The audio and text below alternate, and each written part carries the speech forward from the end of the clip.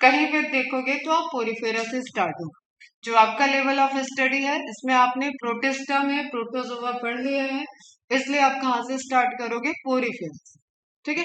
आज का general lecture रहेगा इंट्रोडक्शन। आपको बेसिस ऑफ क्लासिफिकेशन समझना है कि है क्या एनिमल, उसमें किस किस चीजों की आप बात करो। जैसे अगर हम आपसे पूछे कि जनरल चीजें, आपने टैक्सोनॉमी पढ़ी है, तो टैक्सोनॉमी में हम कुछ जनरल चीजें देखते हैं, कुछ सिमिलरिटीज हो जाती है, कुछ डिफरेंट चीजें देखते हैं, वो डिसिमिलरिटी है। And that is the comparison is the basis of classification. Okay. उससे टैक्सोनॉमी में एनिमल किंगडम को फिर डिवाइड किया गया। समझ में आ रहा है?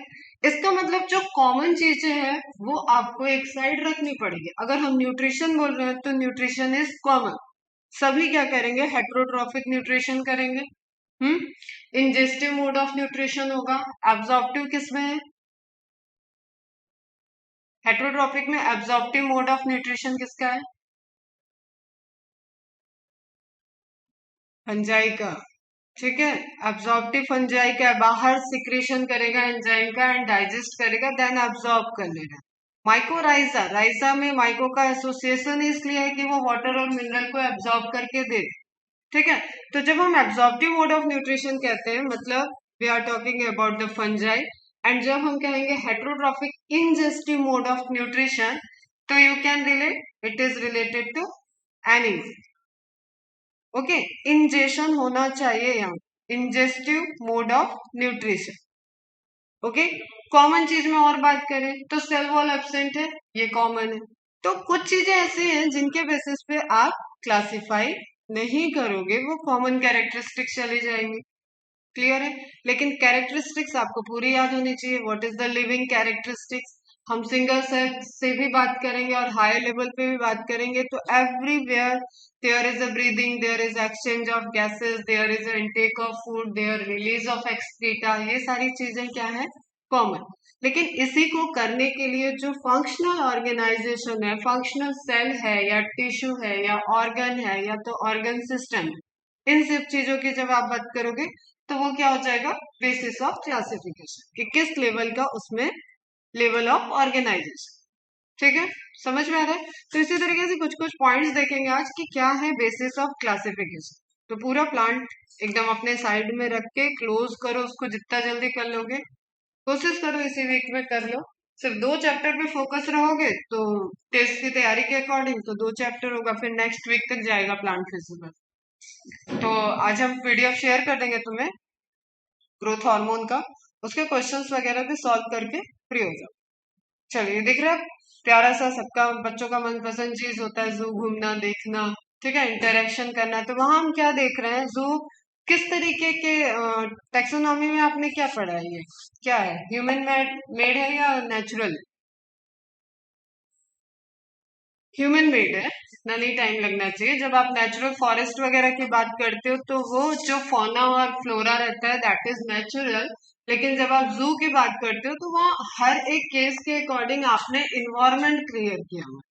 ठीक है। मतलब एलॉइन को आपने रखा है तो उसको अलग रखोगे, एलिफेंट रखा है तो अलग, कोई भी जो प्रे प्रेडेटर है उनको एक पास नहीं रखोगे। ठीक है। और किसके सर्वाइवल के लिए क्या नीड है वो टाइम टू टाइम उनकी फूड सप्लाई होगी। ऐसा नहीं है कि पत्ता गोभी डाल देंगे अपन लॉयन में। ठीक है। तो किसको क्या चाहिए, कौन कॉर्निवोर है कौन हॉर्बीवोर है, उस तरीके से हमने कैटेगरी डिवाइड की हुई है। जैसे मेरा फेवरेट होता था जू में जाने के बाद बर्ड वाला एरिया, मुझे बहुत मजा आता था। बर्ड्स में जो वैरायटी है वो मुझे बहुत अच्छा। और एक मजा आता था सांप वाला देखने में, इंटरेस्टिंग था इसलिए। लेकिन डर डर मतलब वो न देखो ऐसा नहीं होगा, लेकिन हाँ डर भी बहुत लगता है, तो उस चीज से रहता था। लेकिन वो सब मजा आता है देखने में। बाकी मुझे ये लॉयन वाइन में बहुत ज्यादा मजा नहीं आया। लॉयन तो सामने से भी देखा, लेकिन ठीक है बहुत बड़ा होता है साइज का, ये वो मूवमेंट उसका बड़ा थोड़ा सा अपीलिंग होता है। बहुत धीरे चल रहा है एकदम शांत से, तो वो जो उसकी बॉडी, चारों पैर जो लहराते हैं ना, वो वाली चीज एक हम लोग एमपी में देखे थे उसे। तो वो बड़ा अच्छा। और व्हाइट वाला इनफेक्ट देखे थे, व्हाइट टाइगर, तो वो और भी अट्रैक्टिव लगा। बाकी ऐसा नहीं होता ना कि लायन के पास जाएंगे ऑब्जर्व करेंगे तो वो उससे उतना अटैचमेंट नहीं है जितना क्लोज में देख सकते हैं। तो बर्ड वाली वैरायटी मुझे बहुत पसंद आती थी। बनारस में हम लोग का जो सारनाथ एरिया वहां पे बना हुआ, तो उसमें हम लोग देखते थे, बहुत कई बार गए थे। ठीक है, अब हम ये क्या दिख रहा है आपको? आप ह्यूमन हो, you are the higher level of animals. कहाँ पे बैठे हुए हैं हम? सबसे हायर लेवल पे है। इतने हायर है कि अपने पास इवोल्यूशन को एकदम स्लो कर रखा है। ठीक है, इवोल्यूशन का बेसिस क्या है? Adaptation and survival. तो कभी भी कोई चैलेंज आती है तो हमारी जो इतनी बड़ी पॉपुलेशन हो रखी है उसमें वेरिएशंस हैं, और हम एडॉप्टेशन को शो करते हैं। ठीक है, और हम चैलेंजेस पे ओवरकम कर देते हैं। जैसे सिंपल, आपको बहुत दूर जाने की जरूरत नहीं है, अभी कोरोना चल रहा है। एक टाइम लगता था कि कोरोना इतना ज्यादा पैंडेमिक हो गया है, पता नहीं लाइफ कब वापस रिज्यूम होगी। ठीक है, लेकिन हो गया। 1 साल के अंदर वैक्सीन आ गई, लोगों को वैक्सीन लग गई। आज मीम चल रहे हैं कि रियल केस ऑफ कोरोना, हमें थोड़ा सा खराश हो गई है, थोड़ा मौसम चेंज हो गया है, ठंडा खा लिया था, सरद गर्म हो गया, तो इतने हजार इतने हजार इतने हजार, और सबको प्लस करके दिखाता है कि real case of corona in India. ठीक है, तो मतलब कि बहुत लोगों को हो रहा है, लेकिन अब ये माइल्ड है। ठीक, और एकदम इसके क्लोज सिम्टम है कोल्ड से, तो हम बहुत ज्यादा डिस्टिंग्विश भी नहीं कर पा रहे, लेकिन ह्यूमन ने ओवरकम कर लिया। ऑब्वियसली लॉस हुआ है, ह्यूमन पॉपुलेशन में लोगों की डेथ हुई है, लेकिन ओवरकम तो हो गया। तो हमें एक्सटिंक्ट करने के लिए नेचर को भी कई सारे हमले करने पड़ेंगे, तब जाके कहीं हम लोग एक्सटिंक्ट होंगे। तो इसलिए क्या कहते हैं कि जो स्पीड ऑफ इवोल्यूशन है, मतलब हमारे बाद कोई हाइब्रिड या कोई चीज ऐसा जो ह्यूमन जैसा है वो दिख नहीं रहा है अभी अर्थ पे। ठीक है, चेंजेस नहीं दिख रहे हैं, लेकिन ये अज्यूम किया जा रहा है कि अब ये पीक पे जा रहा है तो चेंजेस आएंगे। ओके बच्चा, तो यू कैन सी हियर कि हम सभी जो लिविंग ऑर्गेनिज्म की बात करते हैं वहां पे मैं यही कहानी सुनाती हूँ कि सब सिंगल सेल से ओरिजिनेट हुए हैं, सब में माइटोसिस होगी, डिवीजन होगी। तो ये एक पूरा तुम्हें क्लीवेज वाला फेज दिख रहा है, और ये फेलोपियन ट्यूब में होता है। अगर तुम इसका फैसिनेशन देखो तो ये यहाँ तक इसकी साइज में कहीं चेंज नहीं होगा। अब ये तो क्या एनिमेटेड है तो अंदर भी नहीं चेंज लग रहा है तुम्हें, लेकिन ये वाले जो डिवीजन है ना, इस स्टेज तक उसके साइज में चेंज नहीं होता है। तो ऐसी माइटोसिस जिसमें सेल की बाउंड्री की साइज नहीं चेंज होती है उसको बोलते हैं क्लीवेज। ठीक है, ऐसे टर्म्स आते रहेंगे, और जब जो टर्म आएंगे अभी नहीं नोट करना है, जब हम कहेंगे तो नोट करते जाओ। तो क्यों? क्योंकि वो फेलोपियन ट्यूब में है, एंड फेलोपियन ट्यूब का अलग अलग एरिया में कुछ डायमीटर फिक्स है, वो ट्यूब है। अगर ये साइज को बड़ा कर देंगे तो वो मूव ही नहीं करेगा, यूट्रस तक पहुंचेगा ही नहीं एम्ब्रियो। क्लियर है? और इम्प्लांटेशन जो होता है वो मदर का वॉर्म यूट्रस है, जो फर्टिलाइजेशन होता है वो फेलोपियन ट्यूब है। तो there is a path from fallopian tube to uterus. Okay, that's why ये जो डिवीजन होता है वो एक सेल के अंदर अपने टुकड़े टुकड़े सेल कर रही है, तुम ऐसे समझो। एंड उसके बाद जब वो यूट्रस में पहुंच जाते हैं तब उसको स्पेस मिलती है, तब ये सारे फिर आगे के गैस्ट्रोला वगैरह डेवलपमेंट होते हैं। ओके, ठीक है। और जब आप सिंगल बता रहे थे प्रोटोजोआ, तो एक सिंगल सेल ही काफी काम कर रही थी। ठीक है, तो सबसे जो हम पहला पॉइंट देखेंगे that is related to level of organization से आएगा कि कोई सेल है, टिश्यू है, ऑर्गन है, ऑर्गन सिस्टम है, किस लेवल का है। सभी का एंड क्या होगा? ऑर्गेनिज्म सब है, ये कांस्टेंट बात है, सब ऑर्गेनिज्म है, लिविंग ऑर्गेनिज्म। जैसे फिर यहाँ पे मैंने एक एनिमेशन लगाया है कि क्लीवेज, तो मैं यही दिखाना चाह रही थी कि इसकी साइज में चेंज नहीं हो रहा है ना, जो बाहर की इसकी प्लाज्मा मेम्ब्रेन है उसके रिस्पेक्ट में ही अंदर डिवीजन चल रहा है। ठीक है बच्चा, ये ह्यूमन एम्ब्रियो दिख रहा है, डेवलप होता हुआ पूरा फिटस दिख रहा है, धीरे धीरे उसके लिम्ब बन रहे हैं। ठीक, हार्ट तो पहले बन जाता है, सर का मॉडिफिकेशन दिख रहा है आपको, हाथ पैर छोटे छोटे ये बनते हुए दिख रहे हैं। तो कोई भी चीज जब आप इतने कॉम्प्लेक्स ऑर्गेनिज्म हो, आप खुद ही इतने जनरेट हुए हो, इसका मतलब there is a certain kind of level of organization, level of changes, मतलब ऑर्गेनोजेनेसिस होती है हम लोगों में। उसके बाद कई सारे हम लोग क्योंकि हायर लेवल के हैं तो हम ऑर्गन सिस्टम से बिलोंग करते हैं। ओके, हमारा अगर एक ऑर्गन सिस्टम है, जैसे यहाँ पे लिख रहा है स्केलेटल, मस्कुलर, कार्डियोवेस्कुलर, ठीक है, एंड नर्वस, तो ये सब पूरी बॉडी में डिस्ट्रीब्यूटेड है एंड कोऑर्डिनेटेड वे में फंक्शन कर। Circulatory system without nervous system कोई भी सिस्टम वर्क नहीं कर सकता। ब्रीदिंग सिस्टम आपका विदाउट सर्कुलेटरी सिस्टम ऑक्सीजन की सप्लाई नहीं पहुंचा सकता। तो हमारा जो एक तो उस सिस्टम के लिए, जैसे स्केलेटल सिस्टम उसका एक अपना सिस्टम है, और फिर जब आप circulatory system, skeletal system, movement, ये सारी चीज देख रहे हो तो इसमें ब्लड का रोल है, इसमें मसल्स का रोल है, इसमें नर्वस सिस्टम का रोल है।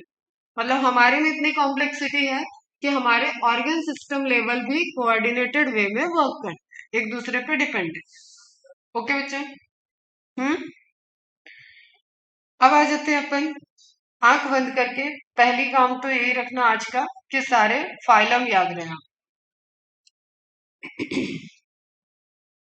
ठीक है, मैंने बताया कि अगर प्रोटोजोआ को इंक्लूड करोगे तो एक फाइलम आपका बढ़ जाएगा, अदरवाइज टोटल फाइलम आपको कितने पढ़ने हैं? 11। सीक्वेंस यही है, एंड जो ये फाइलम का सीक्वेंस है, this is same as the evolutionary sequence. कहीं पे एक्सेप्शन है, वो हम जब जब जिसको पढ़ाएंगे उसके बाद करेंगे। तो इवोल्यूशन का भी सीक्वेंस है ये। इसलिए precursor of animal kingdom is always protista and pro animals are the protozoa. Okay बच्चा, ध्यान रखना जो प्रिमिटिव एनिमल्स है वो क्या है? प्रोटोजोआ है। तो प्रोटोजोआ को हम लोग यहाँ इंक्लूड नहीं करेंगे, पूरी फेरा से पढ़ेंगे। सिलेंट्रेटा, टीनोफोरा, प्लेटी helminths, निमेटो helminths.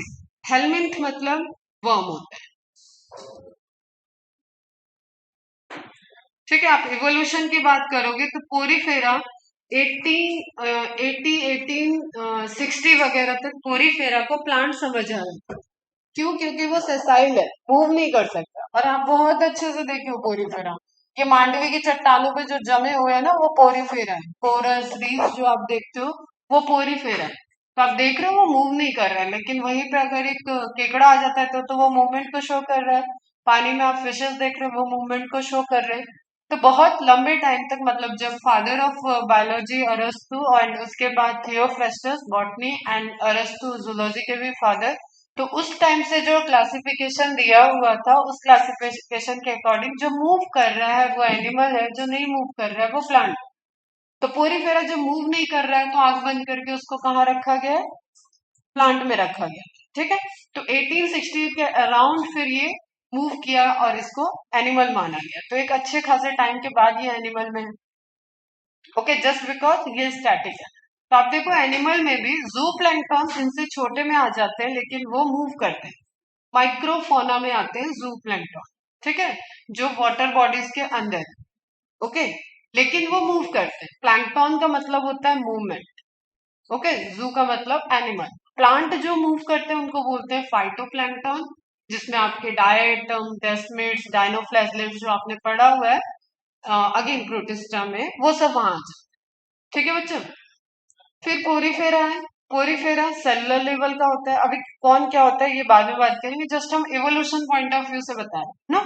First time tissue किस में बना? सिलेंट्रेटा में। जो फर्स्ट टाइम वाले क्वेश्चन है ना, एक चीज और सुन लो, यहाँ एनिमल किंगडम में क्वेश्चन आपको कैसे तैयार रखना है। एक तो सिमिलैरिटी, सिमिलैरिटी वाले टफ हो जाते हैं क्योंकि वो सेट आएंगे। ये 10 एनिमल के नाम दे दिए और इसमें से वो कैरेक्टरिस्टिक किसमें किसमें है। ओके, तो सिमिलैरिटी। फिर कंपैरेटिव क्वेश्चन, सिमिलैरिटी भी हो सकता है, डिसिमिलैरिटी भी हो सकता है, कंपैरेटिव क्वेश्चन। ठीक है, फिर हर एक फाइलम से कुछ ना कुछ आपको 6 to 10 लाइन ऐसी इंपॉर्टेंट मिलेगी जो स्पेसिफिक होगी। ठीक है, उस फाइलम की स्पेसिफिक हो, मतलब आप 5 पॉइंट एकदम इंपॉर्टेंट मान लो, वही उस फाइलम से रिलेटेड क्वेश्चन है। फिर हर फाइलम का रिप्रेजेंटेटिव है, तो कभी फाइलम का नाम न देके वो डायरेक्ट उस ऑर्गेनिस्ट से पूछेगा। जैसे हम बोले टेपवर्म का लेवल ऑफ ऑर्गेनाइजेशन क्या है, तो मतलब I am indirectly talking about the platyhelminthes. तो जो जिसका रिप्रेजेंटेटिव है वो वाला क्वेश्चन। ओके, एंड इसी तरीके से इसमें बहुत सी चीजें आ गई। कंपेरेटिव में सारे आपके सिस्टम आ गए। ठीक है, उसका डाइजेशन कैसा है, उसका न्यूट्रिशन कैसा चलेगा, गैसेस एक्सचेंज कैसा है, नर्वस सिस्टम का लेवल कैसा है, रिप्रोडक्टिव सिस्टम कैसा है, डेवलपमेंट कैसा है। तो आप एक सीरीज देखोगे कि किस तरीके से एनिमल किंगडम को आपको पढ़ना है। तो हर का हैबिटेट से अपन स्टार्ट करेंगे, same as like plant kingdom, सभी फाइलम के हैबिटेट से स्टार्ट करेंगे। फिर आज जो पॉइंट आप देखोगे, सारी थ्योरी एक तरफ, वो पॉइंट एक तरफ, आपको आंख बंद करके याद होने चाहिए। उस पॉइंट से रिलेटेड भी अगर आपने इंफॉर्मेशन दी तो 10 से 11 इंफॉर्मेशन ऐसे ही हो जाए। ठीक है, जैसे अपन प्लांट में पढ़ते थे ना, ट्रू रूट स्टेम लीफ है नहीं है, एम्ब्रियोफाइटा है नहीं है, आर्चिगोनिएट है नहीं है, ट्रैकियोफाइटा है नहीं है। तो इस तरीके से हमें कुछ टर्म्स पता थे जिसके बेसिस पे हम वहां पे कह रहे थे कि हमको फाइलम के बारे में सिर्फ उस टर्म से ही हम लिखना चाहेंगे, तो भी 10 लाइन हम लिख लें। ठीक है बच्चा, सबसे टफ वाले एग्जाम्पल वाले क्वेश्चन होंगे, ऑब्वियसली हर साल वही टफ होता है, वही चैलेंजिंग। अच्छी बात यह है कि अब रिस्ट्रिक्टेड है एनसीईआरटी पे, तो एग्जाम्पल आपको प्रेफरेंस एनसीईआरटी वाला दे लेना। तो एनसीईआरटी के एग्जाम्पल अब इतने तो नहीं होंगे कि वो आपसे ना याद हो। तो हर फाइलम में आपको शॉर्ट में एक छोटी सी आप बॉक्स बना के समरी लिखो। पहले तो आप ऊपर सब, एक तो तुम लोग हाईलाइट नहीं करते हो, जितना मैं देख रही हूँ मेरे पास नोट्स आता है ना, हाईलाइट करने वाला तो किसी का आदत नहीं है। एक दो मेरे ख्याल से जिहाना ने थोड़े एग्जाम्पल वगैरह हाईलाइट किया, बाकी तो हाईलाइट कुछ करते ही नहीं हो। तो फिर से कैसे पढ़ोगे पूरा ऐसे ऐसे ऐसे ऐसे एक एक चीज हाईलाइट क्यों करा है? ताकि ऐसे चलते फिरते भी पलटो तो वो नजर आए। हम्म, तो हाइलाइटर यूज करो, हाईलाइट करना मत भूलो अपने नोट्स में भी। तो जो भी उसका स्पेसिफिक कैरेक्टरिस्टिक्स रहेगा, और वो जो आपने पॉइंट देखे, ठीक है, फिर उसके कुछ स्पेसिफिक सेल स्पेसिफिक कैरेक्टरिस्टिक्स रहेगा, उसके बस आपको टर्म्स इस बॉक्स में लिख लेना। कुछ एक्सेप्शन है उस एनिमल किंगडम फाइलम का, तो वो एक्सेप्शन तो डबल मार्क करके लिखना है। तो जैसे जैसे आएगा आप समझोगे इसको। फिर यहाँ जैसे आप क्या हम बता रहे थे, टिश्यू लेवल का हो गया, ऑर्गन ऑर्गन लेवल यहाँ से स्टार्ट होगा। एस्केलमेंथिस में पहला कैरेक्टरिस्टिक सिलोम का आएगा, फिर एनिलिडा ट्रू सिलोम में आ जाएगा, ये सब ट्रू सिलोम में है। यहाँ पहली बार नर्वस सिस्टम आएगा, फिर आगे नर्वस सिस्टम डेवलप होते जाएगा। कॉर्डेटा में पहली बार नोटोकॉर्ड आएगा। तो कुछ चीजें हैं जो फर्स्ट टाइम आएंगी, और कुछ चीजें हैं जो पहले से कॉमन चली जाएंगी। तो जो सीक्वेंस ऑफ इवोल्यूशन है वही सीक्वेंस ऑफ फाइलम है।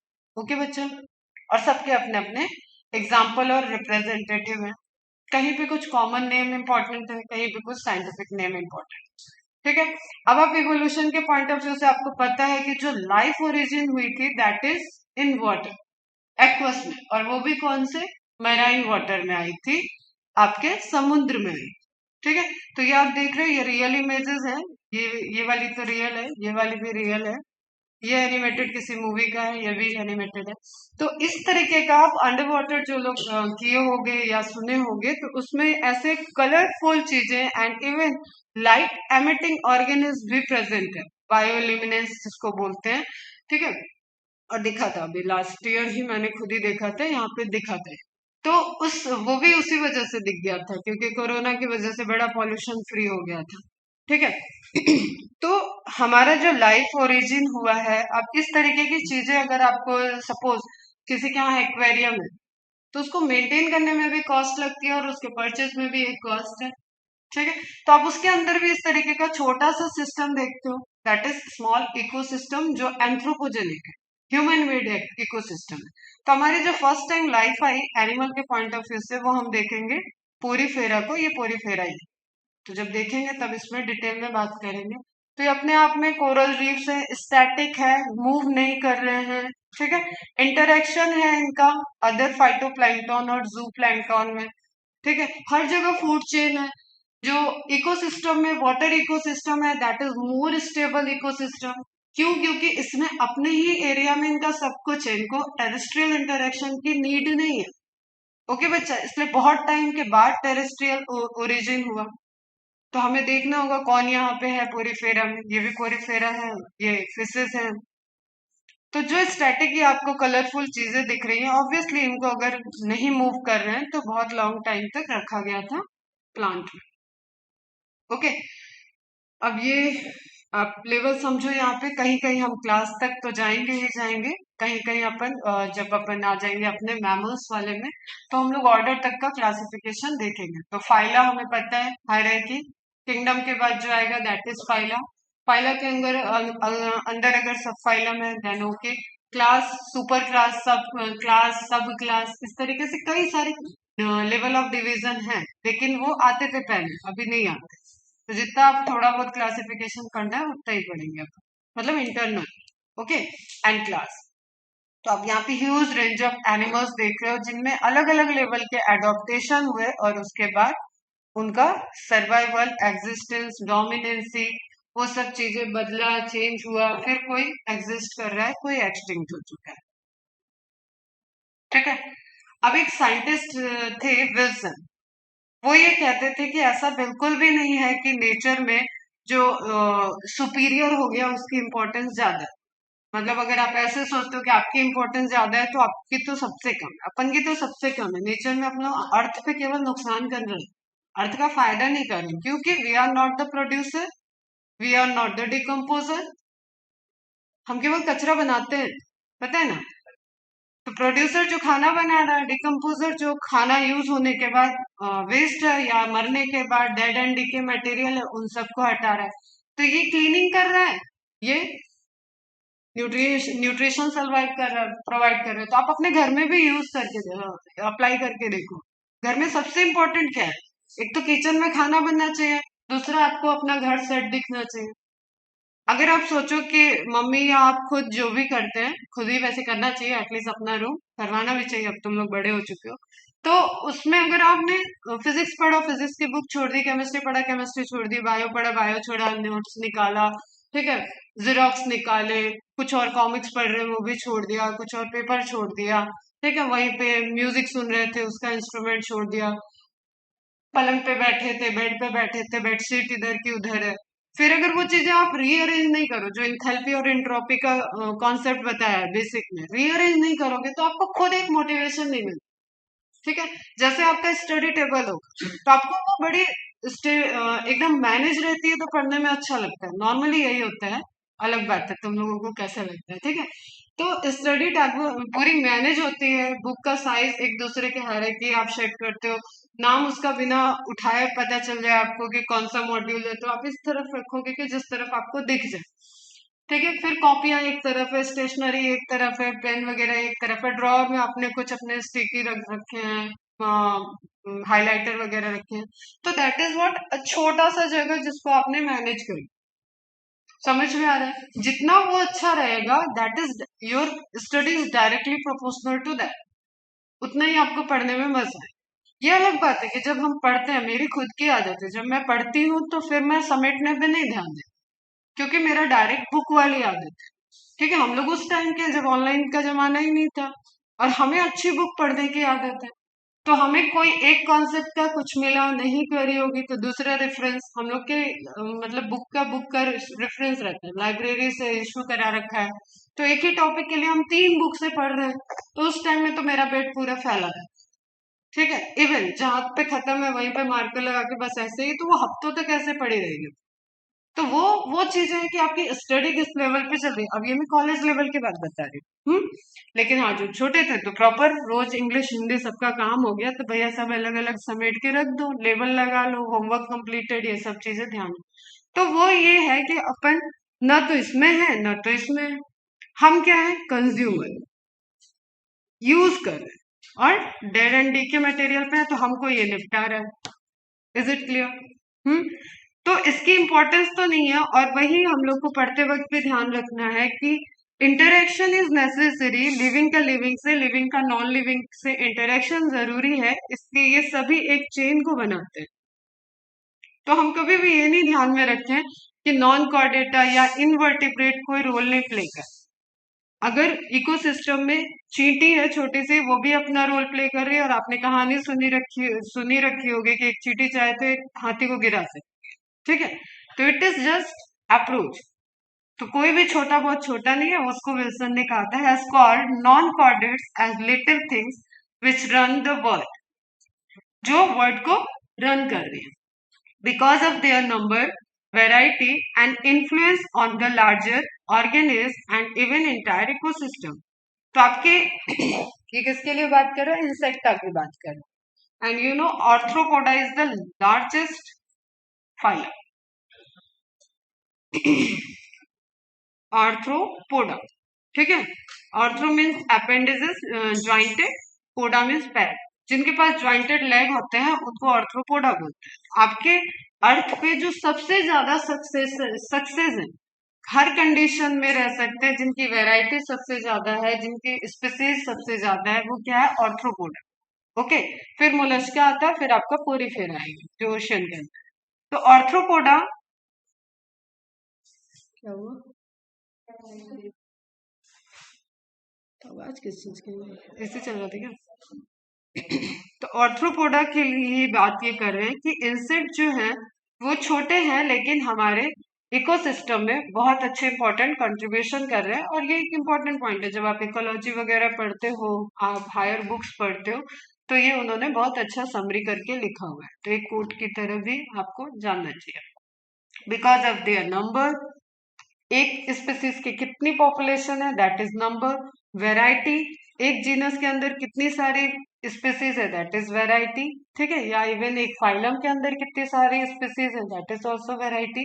एंड इन्फ्लुएंस, किस तरीके से वो हमें लार्जर ऑर्गेनिज को इन्फ्लुएंस कर रहे हैं, ठीक है, किस तरीके से वो फूड चेन में रोल प्ले कर रहे हैं, तो that is important. And even entire ecosystem. चलो, तो बेसिक आपको जो अभी हम कहानियां बोल रहे हैं उसमें टैक्सोनॉमी वगैरह की अपन ने बात की। क्विक एक रिवीजन कर लेते हैं। Is the branch of science which deals with the study of nomenclature, classification and principle of classification. ठीक है।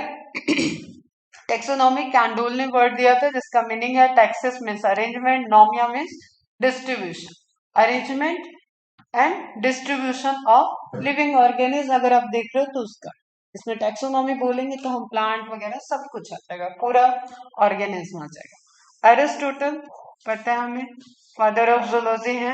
हिस्टोरिया एनिमेलियम, बुक का नाम पहले भी नोट है तो रिवाइज वहां से ही कर लो, इसको बार बार लिखने की जरूरत। He is also known as the father of ancient taxonomy. सबसे पहला क्लासिफिकेशन, दो सिस्टम, दो किंगडम क्लासिफिकेशन, जो पहला वाला था वो इन्हीं का दिया हुआ है। He classified animals into two groups on the basis of colour of blood. ठीक है, एक तो प्लांट और एनिमल क्लासिफाई कर दिया, उसके बाद एनिमल में भी ब्रॉडर इन्होंने क्या क्लासिफाई किया? Enema, enema. सिंपली क्या देखना है हमें कि किसी के अंदर ब्लड है या नहीं है, क्योंकि ये बहुत ज्यादा उस की बात ही नहीं है कि ये टेक्नोलॉजी वगैरह जान रहे हैं और सारी चीजें जान रहे हैं। तो वो सिंपली क्या कर रहे हैं कि हाँ, किसी पर्टिकुलर ऑर्गेनिज्म के अंदर आपको मरने पे उसके ब्लड दिख रहा है। जैसे मॉस्किटो, मॉस्किटो के अंदर उसका खुद का ब्लड नहीं होता है। अगर आपने कभी मारा है, ब्लड आपको दिख रहा है, इसका मतलब वो ह्यूमन का ब्लड आपको दिखा। ओके, तो ब्लड है, ब्लड का कलर क्या है? ब्लड नहीं है, मतलब कलरलेस ब्लड है, तो भी वो नहीं ब्लड में आता था उस टाइम। तो जैसे इसको आप कैसे, एनेमा को कैसे याद रखोगे? एनीमिया। अब डिजीज बहुत कॉमन डिजीज है जिसमें हेमोग्लोबिन की कमी होती है, तो एनीमिया से एनेमा याद रखो।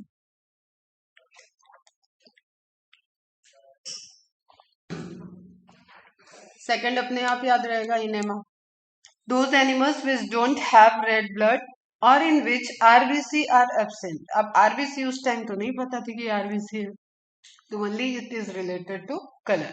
Invertebrates like sponges, Cnidaria, mollusca, arthropoda, echinodermata इसमें आ जाते हैं। Enema, these animals have red blood. This group includes all vertebrates, अपन भी इसी में आएंगे, and it has been further divided into two subgroups. One is vivipara and second one is ovipara. जो egg ले करते हैं वो ओविपेरस होते हैं। ओ खुद ही अपने आप में बता रहा है मैं एग हूं, ठीक है। ओ ओविपेरी, विविपेरी, फिर एक ही बचा ओविपेरी विविपेरी, तो जिसमें एग नहीं होता है, बेबी बॉर्न होते हैं, वो विविपेरस होते हैं। मैमल्स हो गए। मैमल्स का अपन जनरल चीज जानते हैं कि मेमोरी ग्लैंड होना चाहिए, लैक्टेटिंग ग्लैंड होना चाहिए, मदर मिल्क बनना चाहिए, उनको आप कलेक्टिवली क्या कहते हो? मैमल्स। फिर मैमल्स में आते हैं प्राइमेटा, प्राइमेटा में जाके कहीं हम लोग आते हैं। ओके बच्चा, तो vivipary it includes animal which give birth to young ones, ovipary which lay egg, species, fishes, amphibian, reptile, aves, bird. ठीक है, अब एनसीईआरटी स्टार्ट हो रही है। When you look around, you will observe different animals with different structure and forms. As over a million species of animals have been described till now, the need for classification becomes all the more important. ठीक है, it is like कि आप किसी भी level पे देखो तो आपको चीजें प्रॉपर तरीके से जब वो ग्रुप की होती है तभी अच्छा लगता है। आपका कबर्ड है, कबर्ड के अंदर अगर आपने कपड़े ऐसे ही भर रखे हैं तो आप एक कपड़े को ढूंढने जाओगे पूरी कबर्ड गिराओगे। ठीक है, तो इट शुड बी क्लासिफाई, कहाँ टॉप रखा है, कहाँ जींस रखा है। ठीक है, इस तरीके से आप क्लासिफाई सेग्रीगेट करके रखते हो, it will be convenient to you. उसी तरीके से अब ये तो पूरे अर्थ की बात हो रही है, पूरे अर्थ पे एनिमल है तो उनको, एनिमल है या लिविंग ऑर्गेनिज्म है तो उनको क्लासिफाई करना, वेल स्ट्रक्चर फॉर्म में अरेंज करना। Okay, as over a million species of animals have been described till now, the need for classification becomes all the more important. The classification also helps in assigning a systematic position. ठीक है, नया कोई describe हुआ species, जैसे आप Konkan area में रहते हो, अभी लास्ट ईयर ही कुछ कुछ चीजें यहाँ पे न्यू इन्वेंटेड हुई थी, प्लांट मिला था एक, और इवन एक एनिमल भी कोई डिस्कवर हुआ था। तो उनको प्रॉपर वही टैक्सोनॉमी में कहाँ पोजीशन देना है, तो उनके कैरेक्टराइजेशन देखना है, आइडेंटिफिकेशन करना है, कैरेक्टराइजेशन देखना है, नॉमेनक्लेचर देखना है, देन क्लासिफाई करना। ओके, तो एक सीक्वेंस है जिसके अकॉर्डिंग हम उसको क्लासिफाई कर देते हैं और वो फिर हमेशा के लिए नॉन स्पीसीज में आ जाता है। तो हम ऐसे बोलते हैं कि अभी बहुत सारे स्पीसीज अननोन है अपने अर्थ। क्लियर? चलो अब आता है आपका basis of classification. In spite of differences in structure and form of different animals, there are fundamental features common to various individuals in relation to. क्या कह रहे हैं कि बहुत सारी आपको वैरायटी दिख रही है, अपने चारों तरफ आपको बहुत डाइवर्सिटी दिख रही है, लेकिन फिर भी यू नो कि there is very common similarity. वही बात कि आप एनिमल को एनिमल क्यों कह रहे हैं, तो वहां पे बहुत सी चीजें हैं जो उनके अंदर कॉमन भी है। ठीक है, the arrangement of cell, structure of cell, जब आप एनिमल सेल प्लांट सेल पढ़े तो एनिमल सेल, अब सारे एनिमल सेल में उसी तरीके के स्ट्रक्चर होंगे। बॉडी सिमेट्री, सेल का अरेंजमेंट कैसा है, बॉडी सिमेट्री वही जो आपने प्लांट के केस में पढ़ रखा है, radial biosymmetry, radial symmetry, bilateral symmetry, वही यहाँ पे भी आ जाएगा। It is related to brain, nervous system, common indication है जिसके पास नर्वस सिस्टम बना और जिसके पास एक सेंटर है। ओके, उन सभी को क्या दे दिया गया है, बायलैटरल सिमेट्री आ जाएगा। तो देखेंगे अपन इसको। नेचर ऑफ सिलोम, सिलोम जो सबसे ज्यादा कंफ्यूज होते हैं बच्चे उसी में होते हैं। सिलोम इज व्हाट एग्जैक्टली, अपने को देखो तुम्हारा सिलोम में बता रहे हैं तो तुम फिर उसको अप्लाई करो कि सिलोम होता क्या हो। ठीक है, it is a cavity, basically coelom का मतलब है कैविटी, चैम्बर। ओके बच्चा, ये कैविटी कहाँ है, ये बॉडी की कैविटी है, मतलब आपकी इंटरनल कैविटी है। अब हम लोग क्योंकि मोर डेवलप्ड है, तो आप जब पढ़ोगे, जब आप मेडिकल में आप डायसेक्शन वगैरह करोगे, ह्यूमन बॉडी को कट करोगे, तो ऊपर से जब कट किया जाएगा यहाँ से, तो आप देखोगे स्किन एक लेयर की तरह, मतलब एक थिक लेयर की तरह मसल्स के साथ हट जाएगी। ओके, फिर उसके अंदर एक पूरी कैविटी दिखेगी, उस कैविटी में आपके ऑर्गन्स प्रेजेंट होंगे, and that cavity is coelom. Okay, अब ये सब में डेवलप नहीं होती है, इसलिए पूरे क्लासिफिकेशन में आप यहाँ पे कैटेगरी देखोगे कि सिलोम है नहीं है। पहली तो चीज नहीं है तो कोई बात ही नहीं, एसिलोमेट हो गए, अपसेंट कर दिया। है तो उसमें फिर अलग अलग देखना है आपको, स्यूडोसिलोम है या ट्रू सिलोम है। ठीक है, तो हम लोग कैसे हैं, ट्रू सिलोम। तो एक बॉडी की वॉल, उसके अंदर की कैविटी, फिर ऑर्गन सिस्टम की वॉल आई। ठीक है, जैसे मैं बोलूं कि ये पेन है, इसके अंदर रिफिल है ना, इससे दो तीन कॉन्सेप्ट आपको समझ में आएंगे। एक तो tube within tube plan आ जाएगा आपको समझ में।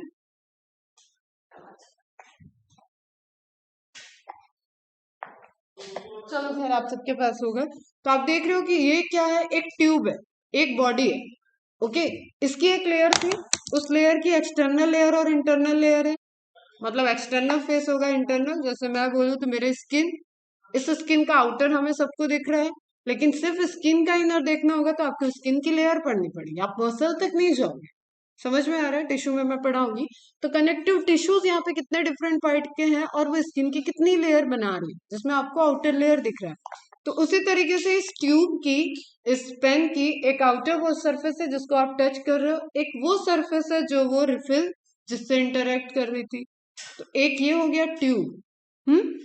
अब आप एलिमेंट्री कैनाल को सोचो और इसकी रिफिल को सोचो। तो एलिमेंट्री कैनाल कैसी है? माउथ से शुरू होकर एनस पे खत्म हो रही, माउथ से शुरू एनस पे खत्म, और वो इस ट्यूब में अपनी एक ट्यूब बनाती, वो रिफिल है। जैसे हम कहें इंक कहाँ है इस पेन में, तो वो रिफिल के अंदर है, और वो चल रही है आगे वाले से। तो आप खाना ले रहे हो माउथ से and excrete of faeces release कर रहे हो आप एनस से, तो उस केस में वो है कहाँ?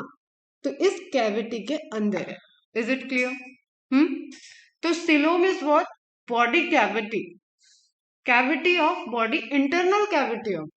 अब अलग अलग लेवल पे आपको इसको अलग अलग तरीके से रिलेट करके पढ़ना है, बट ये ध्यान रखना, दो लेयर है, दो वॉल है, उनके बीच के कैविटी जो चैम्बर दिया गया and it is a protective.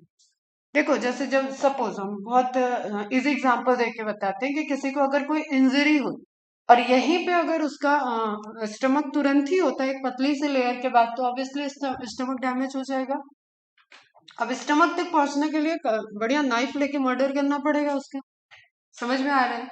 क्यों नहीं ऐसा धक्का देके मार दिया? हाँ, सर की बात अलग है सर के बल गिरा इंसान तो मर जाता है, लेकिन आप देखिए होगा कोई भी केस देख रहे हो, मर्डर करना मतलब या तो गला दबाओ या तो चाकू से उसको किल करो। वाई? क्योंकि जो उसके वाइटल ऑर्गन है वो कहीं अंदर प्रोटेक्टिव जोन के अंदर है। तो सिलोमिक कैविटी में जो फ्लूइड होता है वो हमारा एक तरीके से अब्जॉर्बर की तरह वर्क करता है। उसी तरीके से जब मदर के वॉम में बेबी आ जाता है तो वो बेबी के लिए एक फ्लूइड का अलग से सिस्टम बना, यूट्रस के अंदर यूट्रस की साइज कई गुना बढ़ जाती है और वहां पे एक फ्लूइड है जो बेबी को शॉक से बचाएगा। तो मदर की कैविटी में यूट्रस, यूट्रस के अंदर यूट्राइन कैविटी में फ्लूइड, और उसके अंदर कहीं बेबी डालना पड़ता है। तो क्यों बता रही हूँ मैं? ताकि तुम्हें समझ में आए कि रोल क्या है।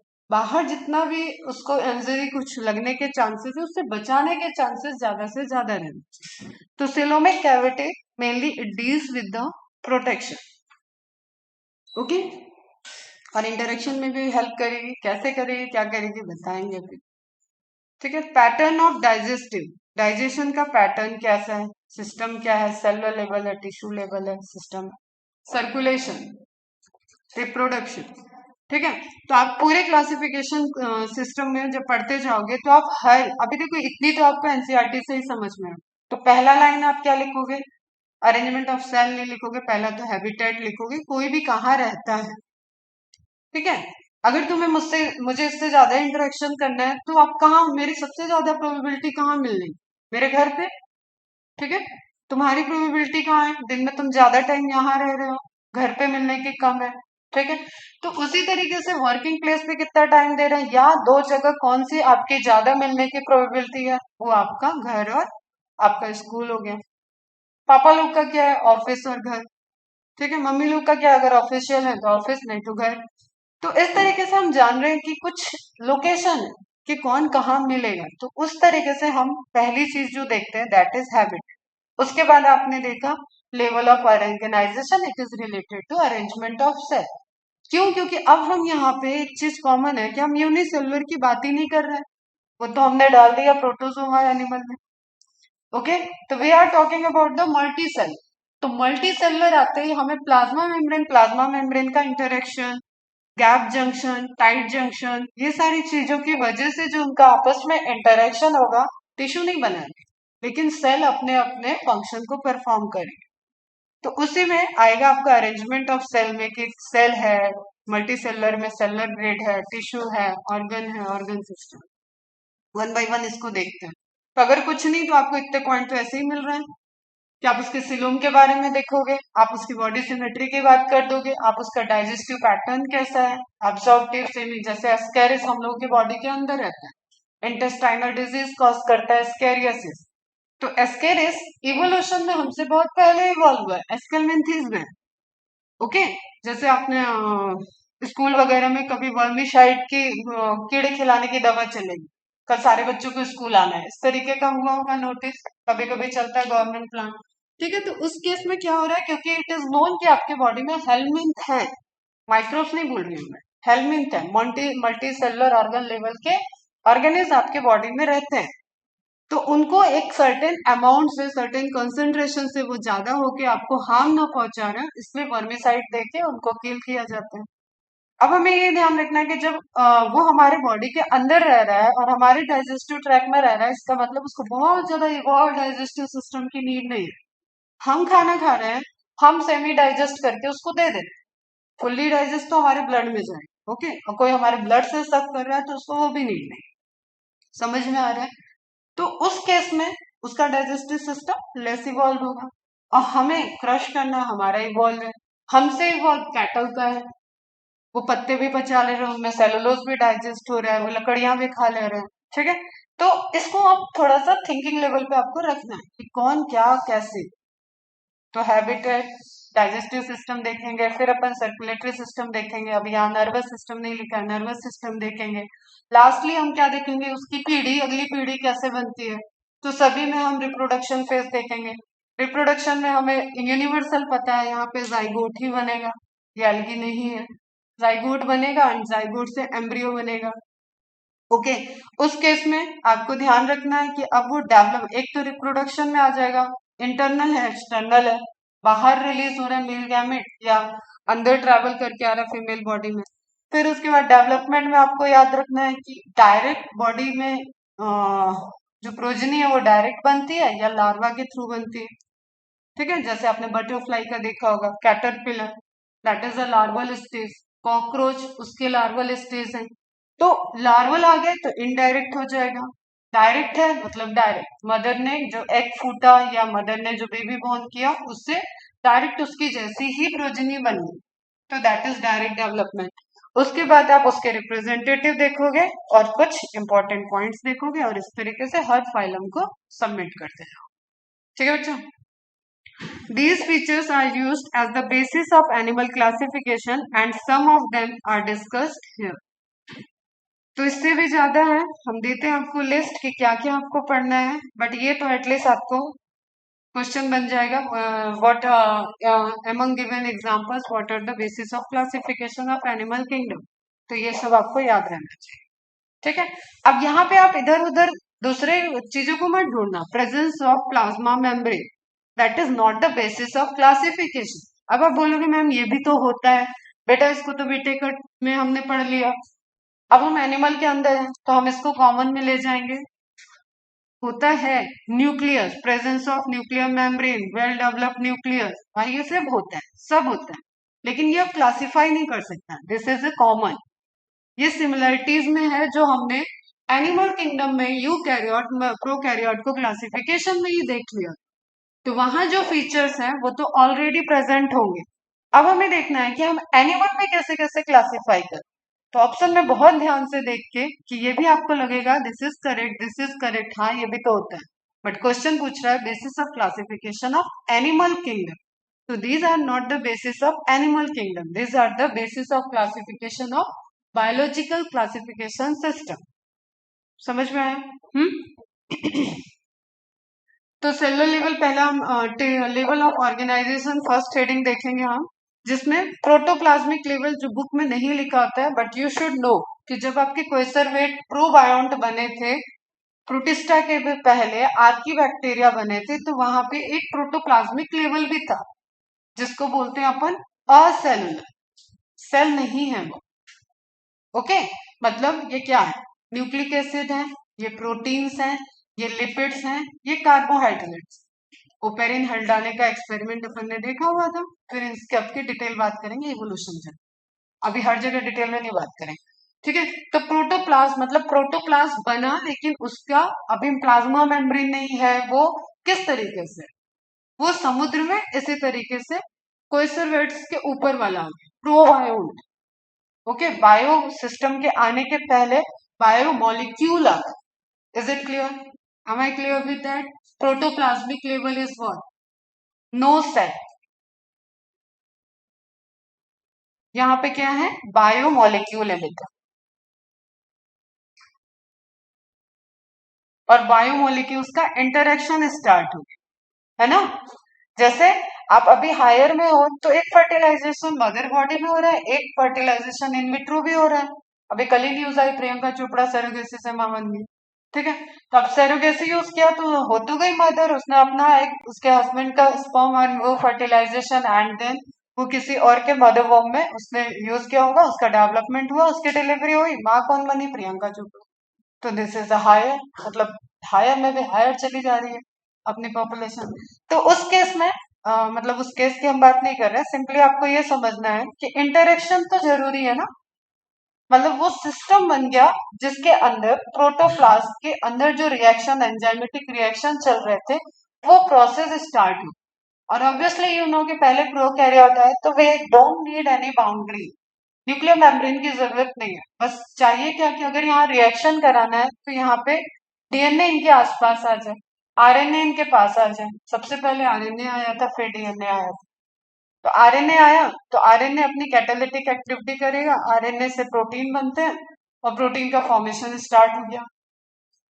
अब आप जानते हो कि प्लाज्मा मेम्ब्रेन में भी लिपिड प्रोटीन है, तो एसोसिएशन होना चाहिए तब जाके सिंगल सेल बनेगी। तो first is protoplasmic level, second is cellular level, ठीक है, यूनिसेलुलर, मल्टीसेलुलर। अब हम यूनिसेलुलर को पीछे छोड़ते हैं, तो सेलुलर लेवल में क्लस्टर ऑफ सेल इंपॉर्टेंट है। टिश्यू के पहले क्या आता है? Cluster of cell. ओके, देखो हम क्या तुम्हें बता रहे हैं, प्रोटोप्लाज्मिक, देन यूनिसेलुलर है, प्रोकैरियोट, ये सब हम पढ़ा चुके हैं बेटा, है ना। देन मल्टी यूनिसेलुलर है, eukaryote. Now what I am saying कि ऑर्गेनिज्म बनने, ये सब ऑर्गेनिज्म है, लिविंग है, तो ये यहाँ से ऑर्गेनिज्म बन गए। Protoplasmic is not the organism, ठीक है। यूनिसेलुलर हुए ऑर्गेनिज्म, फिर मल्टी सेलुलर बन गए। एक चीज कॉमन है कि वो यूकैरियोट होंगे, लेकिन अभी जो उनका एग्रीगेशन है that is cellular grade aggregation. Okay, अभी देखो जैसे मैं तुम्हें बोलूं, तुम्हें पढ़ा रही तो सब इंडिविजुअल मेरे से पढ़ रहे हो, समझ में आ रहा है। लेकिन हम कहें कि क्लस्टर बना के तुम्हें कल इस ग्रुप को, जैसे प्रैक्टिकल में group A, group B, group C बन जाएगी, तो आप किसी प्रैक्टिकल को परफॉर्म कर रहे हो तो 3-3 स्टूडेंट का क्लस्टर बने, तो that is a higher level. Okay, cellular, multicellular है, लेकिन उसके बाद वो आपस में अपने अपने फंक्शन को प्रोवाइड कर रहे हैं, ये मल्टी सेलुलर का इनिशियल हो, है ना। उसके बाद ये आपस में मिलकर टिश्यू बना, टिश्यू और इसमें सेलुलर में डिफरेंस समझो, ये अपना अपना कर रहे हो, तुम बॉटनी पढ़ रहे हो, तुम जूलॉजी पढ़ रहे हो, तुम फिजिक्स पढ़ रहे हो, तुम केमिस्ट्री पढ़ रहे हो, लेकिन जब हमने इनको ग्रुप कर दिया तो ये बिकम अ टिश्यू, तुम प्रैक्टिकल करने लगे। Is it clear? उसके बाद ऑर्गन, तो tissue level, then organ level, tissue आपस में एग्रीगेट किए और हेट्रोजीनस टिश्यू के एग्रीगेशन से कोई ऑर्गन बन गया, ठीक है, जैसे लीवर, जैसे किडनी, जैसे इंटेस्टाइन, जैसे स्टमक, लंग्स। तो ये सब क्या है? ऑर्गन। लेकिन लंग्स अकेले काम नहीं कर सकता, उसको सिस्टम बनाना पड़ेगा, ठीक है, उसको रेस्पिरेटरी ट्रैक बनाना पड़ेगा, उसको ट्रैकिया से जोड़ना है, उसको नेजल पैसेज से जोड़ना है, तो वो क्या हो गया? सिस्टम। तो ऑर्गन सिस्टम लेवल, क्लियर है? बेसिक्स है ये बहुत। तो protoplasmic level, cellular level, tissue level, organ level, organ system level, cellular level से ऑर्गन सिस्टम लेवल तक आप कह रहे हो दिस इज एनिमेलिया। क्योंकि प्लांट भी इसको नहीं कह सकते, प्लांट में आप मैक्सिमम ऑर्गन की बात कर, ठीक है, लीफ अपना फंक्शन कर रहा है, स्टेम अपना कर रहा है एंड रूट अपना कर रहा है, और उसके लिए भी मोस्ट टेक्निकल टर्म है tissue system level of organisation, ठीक है बच्चा।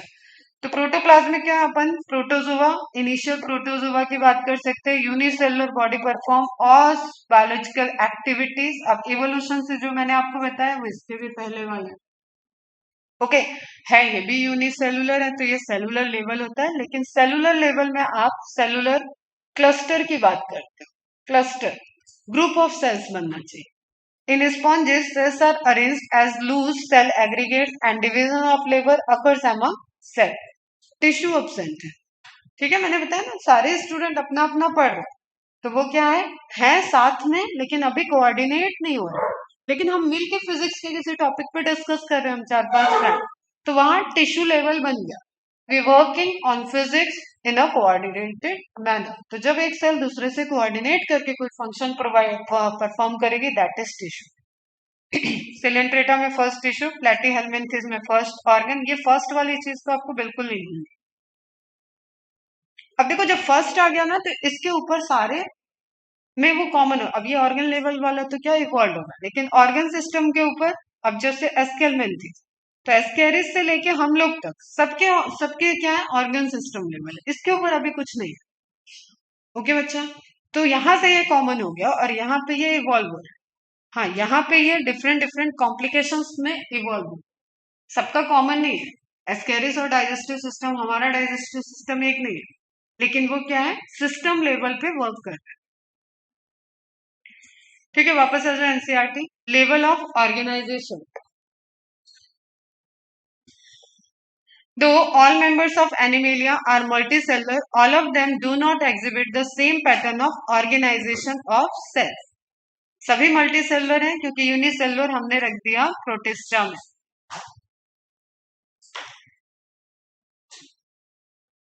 तो एनिमल पूछ रहा है तो आपको प्रोटिस्टा से प्रोटोजोआ को लाना पड़ेगा बेटा, है ना।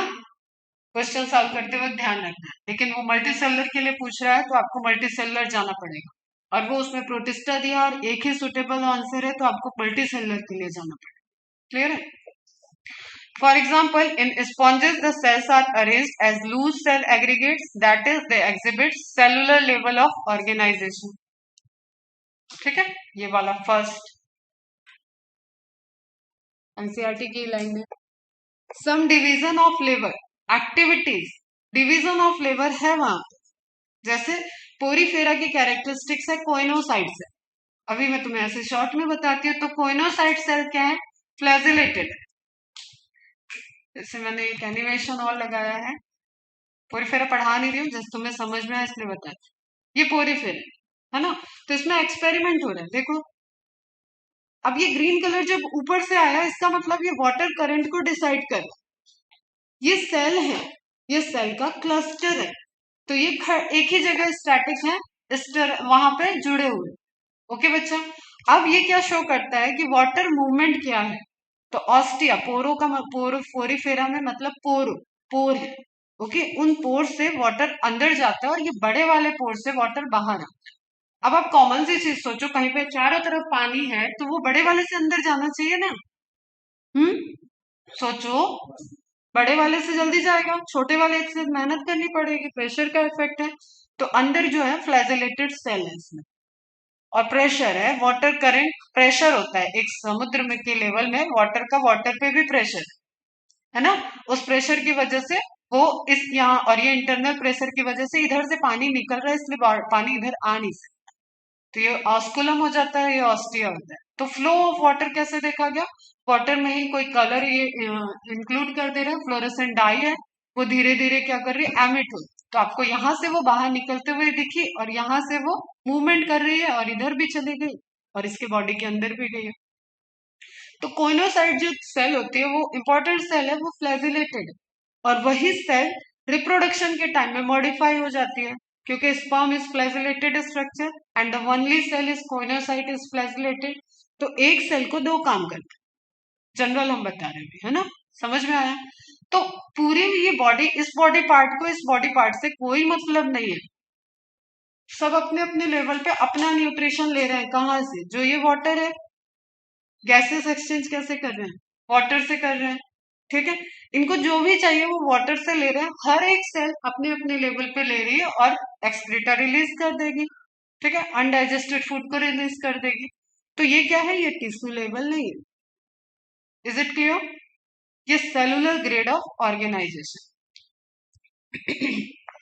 तो फर्स्ट जो आपका लिखा हुआ है that is related to cellular grade of organisation. Some division of labour, ठीक है, जैसे अभी मैंने कोइनोसाइट का बताया, और फिर वहां पे अपन बात करेंगे, कॉलर सेल भी बोलते हैं कोइनोसाइट को, कैसे न्यूट्रिशन को रिमूव एक्सेप्ट करेंगे, वो सब बात भी करेंगे। अकर अमंग द सेल्स, तो सेल में फंक्शन असाइंड है कि ये वाला काम कोइनोसाइट करेगी, रिप्रोडक्शन ये करेगा वो, लेकिन आपस में कोऑर्डिनेट नहीं। समझ में आया? In coelenterates, next second phylum जो रहेगा that is Coelenterata. The arrangement of cells is more complex, तो क्या बन गया ये tissue. Here the cell performing the same functions are arranged into tissue. ठीक है, मिल के फिजिक्स पढ़ना, दैट इज कोऑर्डिनेशन, तो टिश्यू बन गया. Hence is called tissue level of organization. A still higher level of organization, that is organ level, is exhibited by the member of Platyhelminthes. Third आएगा. हर एक फाइलम में level of organisation अभी change हो रहा है क्योंकि इवोल्यूशन फास्ट हो रहा है. ठीक है बच्चा, तो प्लेटीहेल्मिन्थेस में क्या है, ऑर्गन लेवल. डायरेक्ट क्वेश्चन है ये. One and only phylum which have organ level of organization is Platyhelminthes. One and only phylum which have tissue level of organization is Coelenterata. One and only phylum which have cellular grade of organization is Porifera. ठीक है, क्यों, क्योंकि यहाँ हर phylum के level पे आपका level of organisation change हो रहा है. Okay, other higher phyla where the tissues are grouped together to form organs is specialized for a particular system in animal like Annelida, Chordata, Mollusca. Okay, echinodermata and Chordata. थोड़ा मेरा bullet बनाने में दिक्कत आ गया. ठीक है, नीचे ये सब एक सीक्वेंस में आप एनसीईआरटी मार्क करना. ये फाइलम है. Organs have associated to form functional system. हम यहाँ पे हैं कॉर्डेटा में, ह्यूमन. ओके, तो अब सभी में क्या हो गया, एस्केरिस से लेके एस्केलमेंथीस से लेके ऑर्थोपोडा कॉर्डेटा तक हम क्या कह रहे हैं कि सब में जो ऑर्गन्स हैं वो एसोसिएट हो रहे हैं और फंक्शन को परफॉर्म कर रहे हैं कोऑर्डिनेट वे में. ठीक है, जैसे हमने बोला बायो के बच्चे और मैथ्स के बच्चे, अब दोनों मिलके केमिस्ट्री और फिजिक्स पढ़ते हैं. तो ये दो ऑर्गन सिस्टम थे, वो अलग थे, वो आईआईटी के हैं. आप बायो के नीट की प्रिपरेशन कर रहे हो, लेकिन आप में कॉमन है कि फिजिक्स और केमिस्ट्री दोनों को पढ़ना. तो दोस्त इधर भी है, दोस्त उधर भी है, मिलके पढ़ रहे हैं. दो ऑर्गन का इंटरेक्शन हुआ तो एक सिस्टम बना कि आपका किस तरीके से केमिस्ट्री में स्कोर हाई हो सकता है, किस तरीके से आप फिजिक्स में स्कोर हाई कर सकते हो. आप उनसे न्यूमेरिकल की हेल्प ले सकते हो, आप उनसे शॉर्ट ट्रिक पूछ सकते हो. Is it clear? अपनी बायोमोलिक्यूल जब उधर पढ़ोगे तो वो आपसे एसोसिएटेड हो. ठीक है, केमिस्ट्री इन एवरीडे लाइफ पढ़ोगे तो आपको ज्यादा समझ में आएगा. क्यों? क्योंकि एवरीडे का इंटरेक्शन आपने पढ़ रखा है, उनने नहीं पढ़ा. समझ में आ रहा है? तो वो वहां पे आपको वेटेज मिलेगा. Each system concerned with a specific physiological function, जो internal function होता है उसी को physiology बोलते हैं. This pattern is called organ system level of organization. तो ऑर्गन में आपका प्लेटीहेल्मिन्थेस आ गया. ऑर्गन सिस्टम लेवल में यहाँ पे एस्केलमेंथेस नहीं लिखा है, आप पेंसिल से लिख लो और उसके बाद सारे आ गए एस्केलमेंथेस.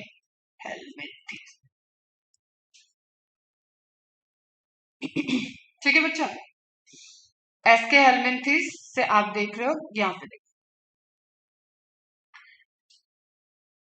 एस्केलमेंथेस. ठीक है, ऑर्गन सिस्टम आया, तो अब ऑर्गन सिस्टम के ऊपर तो कुछ है ही नहीं. और ऑर्गेनिज्म आप बोलते हो इसके ऊपर, लेकिन that is on each level. ये भी ऑर्गेनिज्म है, ये भी ऑर्गेनिज्म है, ये भी ऑर्गेनिज्म. जब आप लिविंग ऑर्गेनिज्म बोल रहे हो तो एक्सिव, वायरस, वेरियोड, लाइकेन, इनको छोड़ के सभी धरती पे organism. Okay, it is a level of complexity जो बॉडी ऑर्गेनाइजेशन से मिल रहा है. तो पहला पॉइंट आप हैबिटेट देखते हो, दूसरा पॉइंट लेवल ऑफ ऑर्गेनाइजेशन देखते हो. अब एक जगह ये पॉइंट लिख लो. First point habitat, second point level of organisation. Organ system in different groups of animal exhibit various pattern of complexity. Organ system आ गया. अब यहाँ पे इसमें थोड़ा मिक्स कर है ना बच्चा, डाइजेस्टिव सिस्टम को लेगा, ऑर्गन सिस्टम बता रहे हैं. तो क्लासिफिकेशन में आप ऐसे नहीं मिक्स करोगे, इसलिए थर्ड पॉइंट जब हम बताएंगे तब लिखना. Okay, first point level of habitat कि वो रह कहाँ रहा है. Second point level of organisation. For example, the digestive system in platyhelminths has only a single opening to the outside of the body that serves as both mouth and anus and is hence called incomplete. अब evolution में क्या हुआ, जो सबसे पहले आए जिनमें, अभी देखो पोरीफेरा को कोई नीड नहीं है, वो सेलुलर है, तो वो पानी के साथ आ रहा है. सेल अपना कैप्चर की फूड उसको इंट्रासेलुलर डाइजेशन करेंगे और उससे न्यूट्रिशन ले लेंगे और रिलीज कर देंगे वाटर को. उस वाटर में ही एक्सक्रीटा रिलीज होके ऑस्कुलम से बाहर है. बट जब टिश्यू लेवल की बात हुई मतलब अब ग्रुप ऑफ सेलुलर एसोसिएशन, उसको न्यूट्रिशन चाहिए। फिर आप ऑर्गन सिस्टम लेवल पे बात कर रहे हो तो डाइजेस्टिव सिस्टम है ना। लेकिन डाइजेस्टिव सिस्टम आने में पहली चीज क्या है कि वन पोर वाला है। मतलब एक ही पोर से खाना खाना है और एक ही पोर से एक्सक्रीटा रिलीज होगा। पोरीफेरा इसमें नहीं आएगा, है ना बेटा। गलती नहीं करना है। आप बोलोगे कि हाँ पोर से ही तो हो रहा है, लेकिन वो पोर नहीं है, वो अभी टिश्यू भी नहीं है।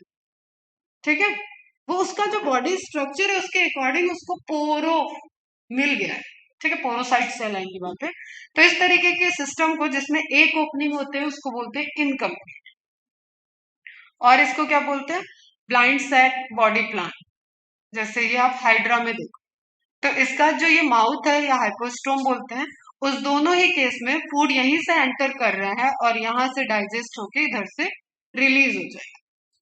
ओके, तो वन ओपनिंग इज इनकम्प्लीट, है ना बच्चा। इसको बोलते हैं इनकम्प्लीट डाइजेस्टिव सिस्टम। ये सीक्वेंस में आगे आएगा, अभी सिस्टम जब अपन पढ़ेंगे तब आएगा, लेकिन यहाँ पे क्या किया एनसीईआरटी ने, एक एग्जाम्पल दे। फिर आप बात कर रहे हो कि कंप्लीट डाइजेस्टिव सिस्टम, अपने को देखो माउथ और एनस दो पोर है हमें।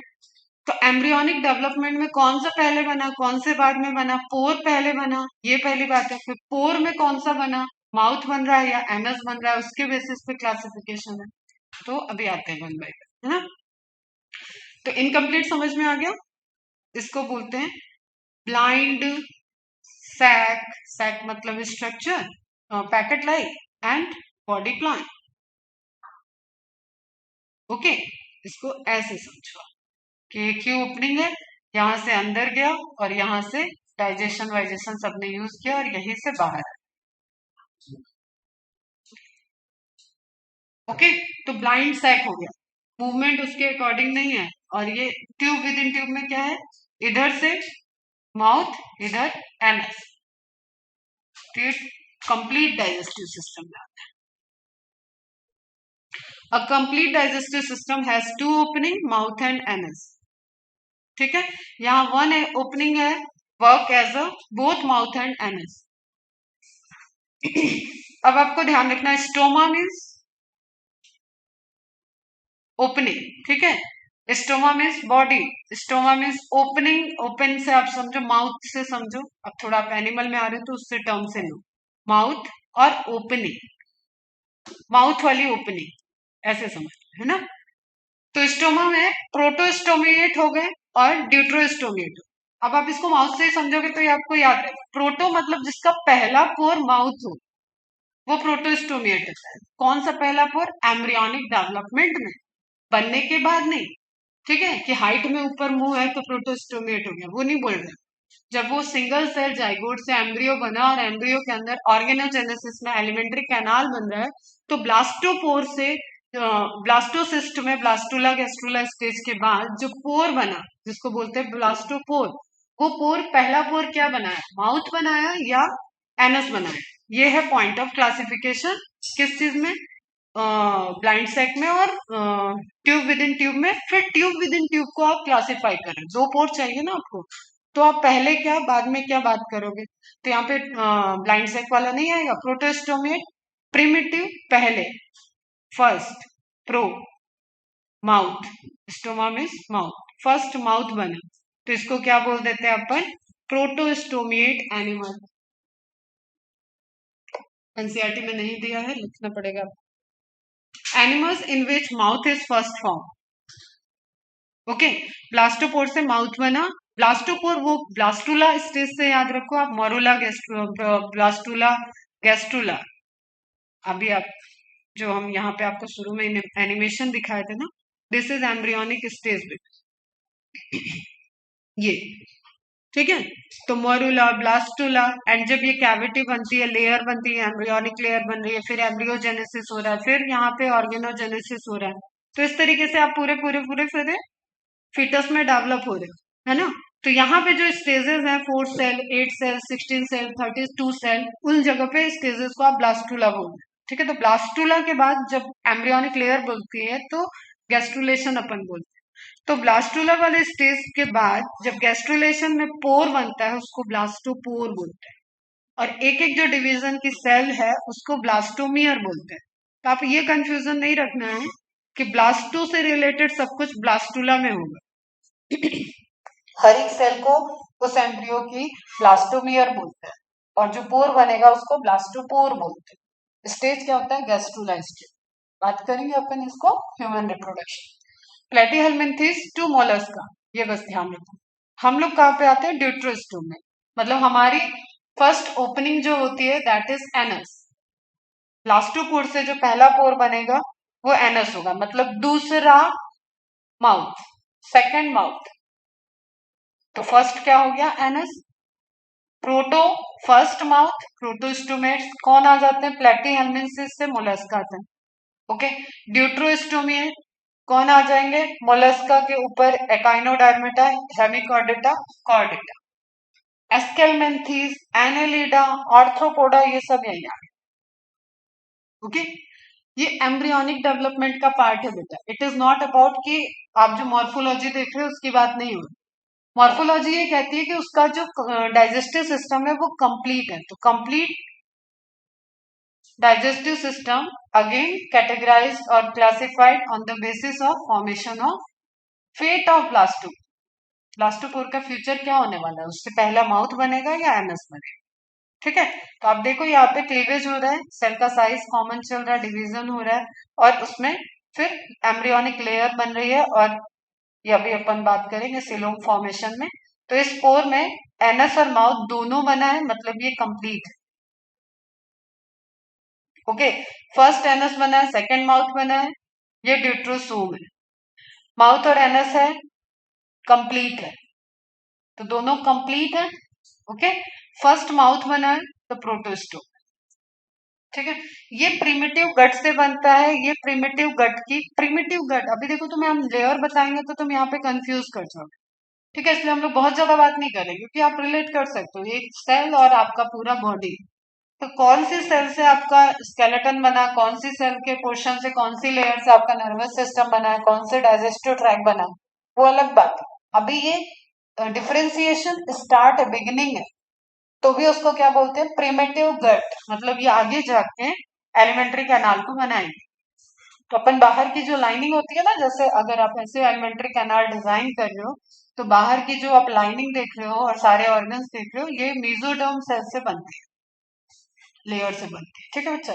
तो खैर अभी यहाँ पे आपको इतना ध्यान रखना, ब्लास्टोपोर का फॉर्मेशन या तो माउथ में पहले होगा तो प्रोटोस्टोम हो जाएंगे, एनस में पहले होगा तो ड्यूट्रोस्टोम हो जाएगा। क्लीवेज पैटर्न एक क्वेश्चन आता है या आप कहीं पे नोट कर लो। प्रोटोस्टोम में अर्ली प्रोटोस्टोम ऑब्लिकली डिवाइड कर, मतलब एम्ब्रियोनिक डिवीजन ऑब्लिक, बस इतना लिखना है। ऑब्लिक समझ में आ रहा है ना? ऑब्लिक सेप्टा पढ़े अपन, थोड़ा सा डायगोनल। ये देखो ये सभी क्या है? डायगोनल चलो। ऑब्लिक माइटोसिस का जो एक्सिस है, ये स्पिंडल एपरेटस बनता हुआ दिख रहा है आपको, सेंट्रियोल दिख रहा है, हाँ, साइटोकाइनेसिस होता हुआ दिख रहा है, उसी को आप अप्लाई करो। उसका जो डायरेक्शन है दैट इज ऑब्लिक। ये कौन होते हैं? प्रोटोस्टोम होते हैं। और हम लोगों में कैसा होता है? पैरेलल होता है। अगर ये सेल है तो इसके पैरेलल, फिर ये पैरेलल, फिर ये पैरेलल, फिर ये पैरेलल, इस तरीके से पैरेलल चले। ओके। तो ड्यूट्रोस्टोम में पैरेलल क्लीवेज,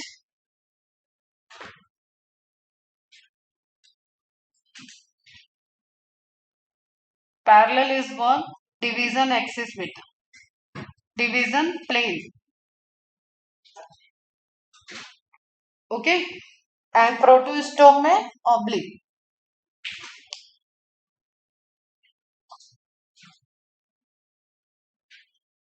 तो इससे रिलेटेड आपने क्या देखा? एक तो आपने कंप्लीट डाइजेस्टिव ट्रैक की बात आ गई, यहाँ पे इनकम्प्लीट डाइजेस्टिव ट्रैक की बात आ गई, एंड देन ओपनिंग की बात आई। ओके। क्योंकि वो ऑर्गन सिस्टम पे आपको ले गया। नाउ नेक्स्ट आपको जो सेकंड टॉपिक लिखना है दैट इज बॉडी प्लान। इस बॉडी प्लान के अंडर ही आपका ट्यूब विद इन ट्यूब और ब्लाइंड सेक प्लान आएगा ना, कि बॉडी का प्लान कैसा है। अब देखो सबसे ज्यादा जो स्कैटर्ड स्कैटर्ड फैला हुआ है that is nervous system, muscle system, endoskeleton system. ठीक है, वो सब आपका पूरा फैला हुआ है, सर्कुलेटरी सिस्टम फैला हुआ है। तो उससे आप ऐसा नहीं बॉडी प्लान नहीं बना सकते, लेकिन एलिमेंट्री कैनाल एक प्रॉपर जगह से स्टार्ट होके एक प्रॉपर जगह पे खत्म है। रिब केज, हमारा रिब केज एक चैम्बर है जिसका कवरिंग, हमारा क्रेनियल बॉक्स एक चैम्बर है, लेकिन ये छोटे छोटे लोकेशन पे। तो हम मेन किसको ले रहे हैं बॉडी के प्लान को डिफाइन करने के लिए कि डाइजेस्टिव ट्रैक कैसा है। तो body plan is directly related to digestive track, जिसमें आपको थोड़ा एक्स्ट्रा, क्योंकि आप पहले लेवल से बात करोगे तो स्पॉन्जेस में सेल एग्रीगेट टाइप का ही आएगा। सेल सेल अपना अपना डाइजेशन, और हर सेल अपना इंट्रासेलुलर डाइजेशन करेगी। ब्लाइंड सेट समझाया अभी। Animals in which digestive system is incomplete, it has only, ये हो गया आपका वही का एग्जाम्पल है। आप एग्जाम्पल देख, एनसीईआरटी की लाइन पहले भी थी, एग्जाम्पल देख लो, coelenterata platyhelminthes. Second and third, coelenterata second phylum है, third phylum platyhelminthes. Tube within tube, nemathelminthes बोल दो या आप एस्केल्मेंथिस बोलो, ठीक है, निमेटोडा बोलो, सब एक ही का नाम है। तो एस्केल्मेंथिस टू कॉर्डेट, सब में क्या है, tube within tube plant. ठीक है बच्चों, 3 लेवल हो गया। अब यहाँ थर्ड लिख लो, बॉडी प्लान। सिस्टम की बात नहीं कर रहे, एनसीईआरटी में लाइन डायरेक्ट देके सिस्टम के साथ दिया था, ओके, लेकिन आप उसकी बॉडी प्लान बोल, तो आप सिस्टम के बारे में एक्सप्लेन नहीं करोगे, सिर्फ उसका बॉडी प्लान बोल, और अलग से डाइजेस्टिव सिस्टम पढ़ेंगे अपन कि उस पर्टिकुलर ऑर्गेनिज्म का डाइजेस्टिव सिस्टम कैसा है।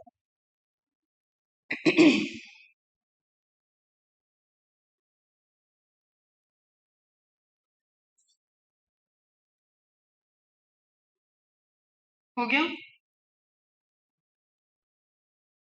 सिमिलरली द सर्कुलेटरी सिस्टम, फिर से उसने सिस्टम की बात की है, ओपन टाइप एंड क्लोज्ड। इसका इमेज लगाना रह गया। ओपन टाइप आप ऐसे समझो कि आपने एक बाथटब लिया या एक टब लिया है, एक कोई भी बर्तन लिया, उसमें आप सब कुछ पानी भरा और उसमें डुबो के रख दिया, ठीक है, तो that is what a open kind of circulatory system. Blood आने के बाद हो गए, तो ये एकदम डायरेक्ट आपको कहीं पे भी सिस्टम में नहीं जाना, ओके। ब्लड आएगा, ब्लड आने के बाद आपको देखना है कि ब्लड कैसा है, आर्टरीज और वेन, अगेन अपने से कंपेयर करो, हम लोग की पूरी कहीं भी ब्लड ऐसे फैला हुआ नहीं है, ओके, ब्लड प्रॉपर एक पैसेज पाइपलाइन से मूव कर रहा है, तो वो क्या हो गया, क्लोज्ड हो गया।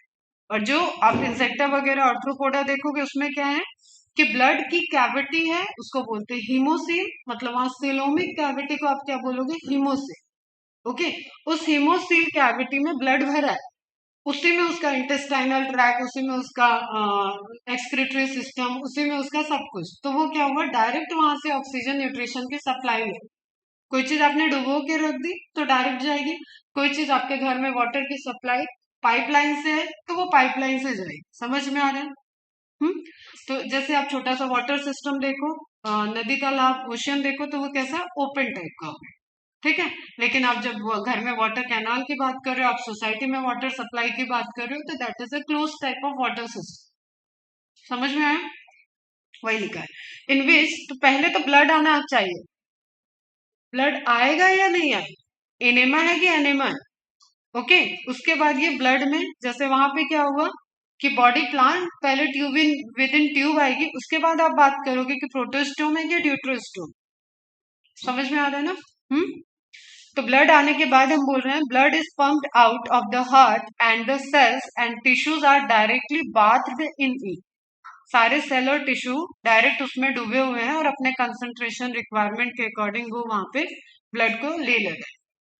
आर्थ्रोपोडा सब आपके इंसेक्टा आ जाते हैं, mollusca, echinodermata, hemichordate and some lower chordate like tunicata. Tunic means covering, जिसकी बॉडी के ऊपर कवरिंग होती है उनको अपन ट्यूनिकेटा बोलते हैं, जो पढ़ाएंगे तो फिर बात करेंगे। देन क्लोज टाइप, आर्टरी और वेन और कैपिलरी की बात करें, इसको भी सर्कुलेटरी सिस्टम में इसका सिस्टम समझेंगे। यहाँ पे अपन को बस ध्यान रखना है कि हाँ क्लोज टाइप का सर्कुलेटरी सिस्टम आ गया, मतलब उसमें चैम्बर में चैम्बर से ब्लड को ले गए एंड देन आर्टरीज के थ्रू सप्लाई जाएगी और वेन के थ्रू डीऑक्सीजनेटेड ब्लड वापस आएगा। लेकिन यहाँ पे आपको ध्यान रखना है, एनेलिडा में ये आ गया था, उसके बाद ये चला गया आर्थ्रोपोडा में, फिर ये मोलस्का में आ गया।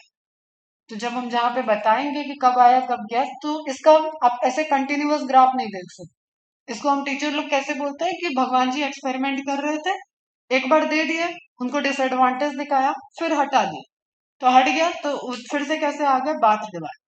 ओके, फिर से उनको थोड़ा सा लेवल ऑफ ऑर्गेनाइजेशन जब और अच्छा हो गया, तो उन्होंने फिर से क्लोज टाइप का डाला, तो पहले ही ये एनिलिडा में आ जाएगा। In which the blood is circulated through a series of vessels of varying diameter, arteries, vein and capillary। यहाँ पे बिल्कुल नहीं करोगे कि एनिलिडा और उससे ऊपर सब में आया। ओके बच्चे, नेक्स्ट है सिमेट्री। एक्चुअली यहाँ पे थर्ड वाली पोजीशन पे आपका बॉडी प्लान के बाद ये सिस्टम वाली बात नहीं आनी चाहिए, लेकिन आ रही है। तो फोर्थ पॉइंट आपका क्या हो जाता है, सिमेट्री।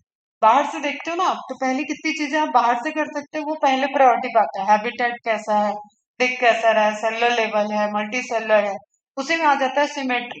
तो सिमेट्री की बेसिक कैरेक्टरिस्टिक्स यही है कि आप उसको डिवाइड कर रहे हो, तो आप एक प्लेन से उसको कई इक्वल पार्ट में मिरर फॉर्म में डिवाइड कर सकते हो, या एक सिंगल प्लेन से सिर्फ टू फॉर्म में हो रहा है। इसका सिंपल सा है कि जिसमें नर्वस सिस्टम आया है, ब्रेन आया ये हम नहीं बोल रहे हैं, ठीक है। This is the beginning of cephalization. Brain बनना स्टार्ट हो, मतलब देखो कैसे है ना, नर्वस सिस्टम भी इवॉल्व हुआ होगा। तो पहले तो नर्वस सिस्टम है नहीं, लेकिन लिविंग है, तो पोरीफेरा स्टिमुलेशन तो शो करता है। लिविंग की डिफाइनिंग प्रॉपर्टी है कॉन्शियसनेस, तो स्टिमुलेशन वो शो करेगा, स्टिमुलाई से रिस्पॉन्ड वो करेगा, लेकिन उसका कोई ऐसा कंट्रोल सिस्टम नहीं है, कोई नर्व नहीं। तो नर्व्स आएंगी, फिर नर्व नेट आएंगे, जाल आएंगी, इसी का मॉडिफाइड समझ लो आप। फिर इसमें हम स्टोर करते, कुछ नर्व्स को बांध दे, ठीक है। जैसे जस्ट सपोज ये नर्व्स थी, सब अपना अपना फंक्शन कर रही थी, फिर हमने इसको क्या किया, ऐसे बांध दिया। ये अभी ब्रेन नहीं है, इसको बोलते हैं गैंग्लियन। तो फिर गैंग्लियन आएगा, ओके, एंड देन आपका सीएनएस पीएनएस सब आ जाएगा, ब्रेन आ जाएगा। तो ब्रेन के पहले गैंग्लियन आता है, और गैंग्लियन प्रिमिटिव ब्रेन में ही आता है। तो जिसमें नर्व नेट का एक्युमुलेशन आ गया, वो सब क्या होते हैं, बायलैटरल, जिसको सिर्फ एक प्लेन से आप डिवाइड कर सकते हो टू इक्वल हाफ में। अपन भी इसी में आ रहे हैं, ठीक है। सिर्फ हम सेंटर से अगर डिवाइड होंगे तो मेरे दो इक्वल हाफ दिखेंगे, जनरल केसेस है ना। और रेडियल किसी भी प्लेन से आप डिवाइड करो, तो अपन नॉर्मल इसको कैसे पढ़ते हैं, जिसमें नर्वस सिस्टम एग्रीगेट नहीं हुआ है वो सब रेडियल है, एक्सेप्ट इकाइनोडर्मेटा। इकाइनोडर्मेटा में थोड़ा एक्सेप्शन है। तो animals can be categorise on the basis of their symmetry. वो दिख कैसे रहे, क्या हो गया, कोई सिमेट्री नहीं है, एसिमेट्री बोल दिया। एक प्लेन से डिवाइड हो रहे हैं तो बायलैटरल बोल दिया, कई प्लेन से डिवाइड होने पे इक्वल हाफ में तो रेडियल बोल दिया, है ना। तो ए सेलुलर, आप एसिमेट्री कहाँ पे देखोगे, Porifera. Sponges are mostly, mostly word इसलिए दिया है क्योंकि स्पॉन्जेस क्या है, एग्रीगेशन से बनी, एग्रीगेट है। तो एग्रीगेशन में बाई चांस हो सकता है वो सर्कुलर शेप में बन गए।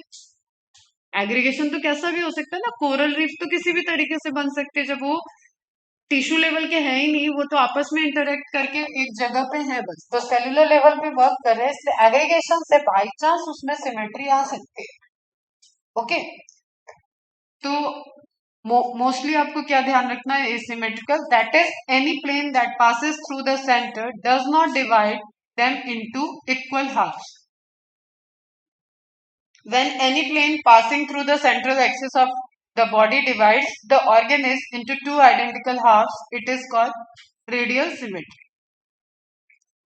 ठीक है, कई सारे प्लेन जा रहे होंगे, Coelenterata, Ctenophora, echinodermata, Coelenterata, Ctenophora, echinodermata have this kind of body plan जिसमें रेडियल सिमेट्री। डायरेक्ट क्वेश्चन आता है बेटा।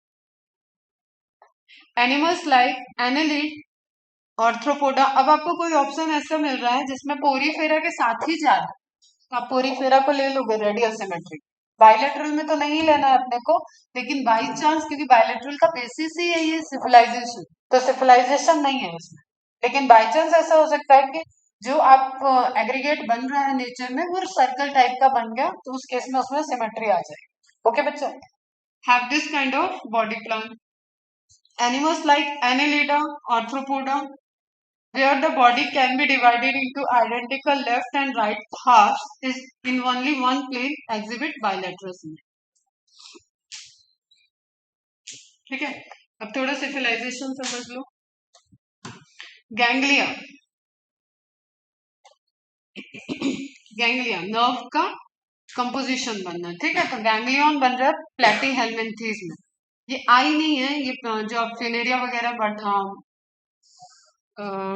प्लेनेरिया पढ़ते हो उसमें आप जो ऐसे स्ट्रक्चर देखते हो बेसिकली ये रिसेप्टर्स होते हैं, ठीक है। आई जो आगे जाके फ्यूचर में ऑर्गेनिज के अंदर आई जैसे होंगे, तो आप आंखें बंद करो तो भी आप लाइट जैसे सेंस कर पा रहे हो ना, तो उस तरीके का आप समझ लो। आंखें नहीं है लेकिन सेंस है, तो उसको बोलते हैं अपन रिसेप्टर्स। रिसेप्टर्स है वहां पे, फोटो रिसेप्टर्स। एकाएक अंधेरा हो जाएगा, आपको आंख बंद करके पता चलेगा कि हाँ लाइट बंद हो गई है रूम, ठीक, लाइट जल रही, आंख बंद है, लेकिन आपको पता चल जाएगा। बहुत तेज किसी ने लाइट दे दी आपके, टॉर्च वगैरह जला के, तो भी आपकी आंखें बंद है लेकिन वो सेंस कर सकते हैं। तो सिविलाइजेशन की खैर बात कर रहे थे। Ganglia mass nerve cells controlling nervous system, कोई ब्रेन नहीं है। Two long nerve cord, eye spot होता है, आई रिसेप्टर्स होते हैं। ओके, इस तरीके का आपको कहाँ दिख रहा है, प्लेटीहेल्मिन्थेस में। तो प्लेटीहेल्मिन्थेस से अपन बात करते हैं कि बायलैटरल सिमेट्री है, इसका इक्वल हाफ यही हो सकता है, ठीक है, बीच से। अच्छा, नर्व फाइबर लिखा था वहां पे, नर्व कॉर्ड भी लिख लिया। चलो अभी हायरार्की में बताएंगे।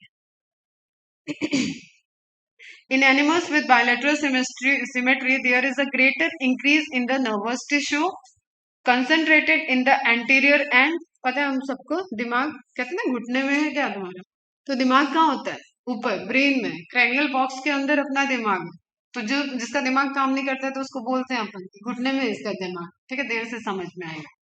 तो greater increase in the nerve tissue concentrated in the anterior. अच्छा, आज एक और चीज करना था, चलो कल करेंगे। अपन टर्मिनोलॉजी देखेंगे, एंटीरियर, पोस्टीरियर, डॉर्सल, वेंट्रल। तो जब अपन पढ़ते हैं एनिमल किंगडम तो बहुत सारे टर्म लोकेशन के अकॉर्डिंग आते हैं, तो कल एक थोड़ा टर्मिनोलॉजी वाला क्वेश्चन भी रहेगा। The head as animals increase in complexity, for example brain have formed with accessory organ for seeing, hearing, testing.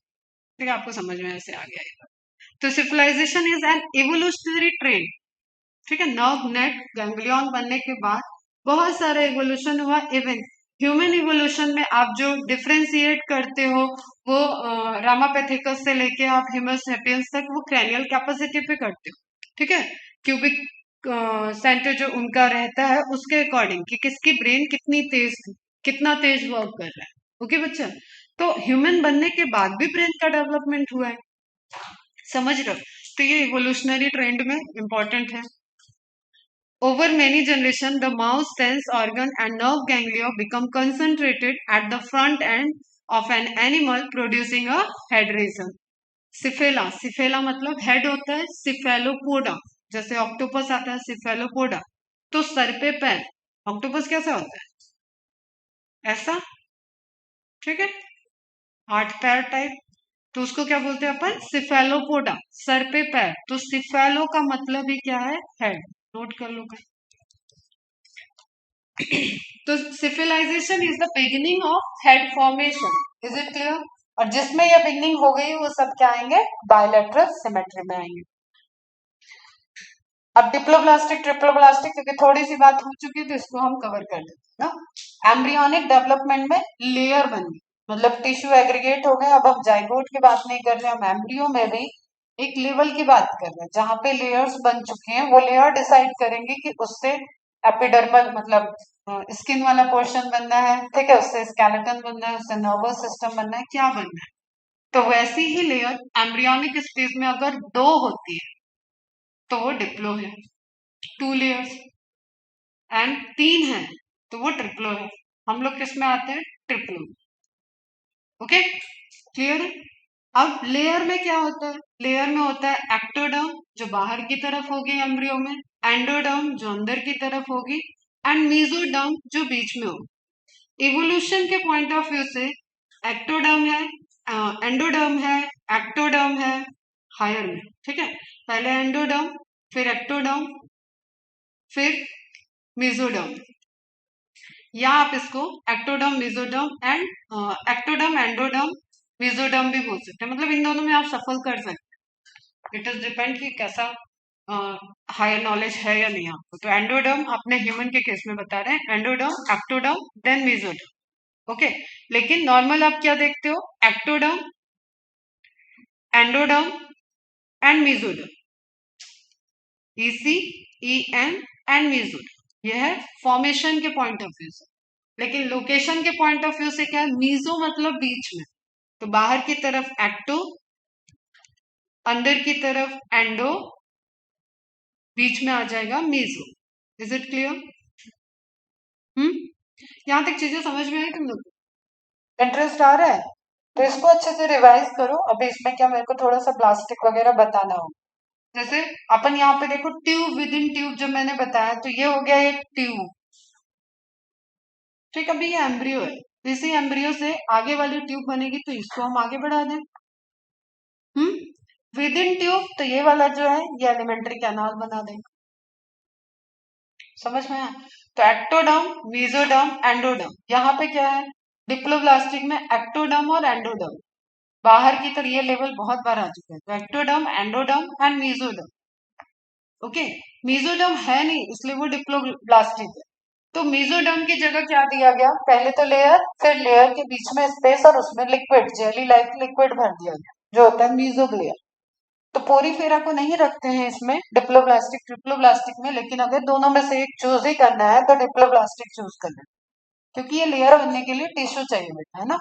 तो अगेन ये आप जब पोरीफेरा पढ़ेंगे तो वहां पे भी बताएंगे। तो जस्ट कॉम्प्लेक्सिटी को रिमूव करने के लिए यहाँ पे क्या होगा कि कुछ और स्पेसिफिक लेयर बना।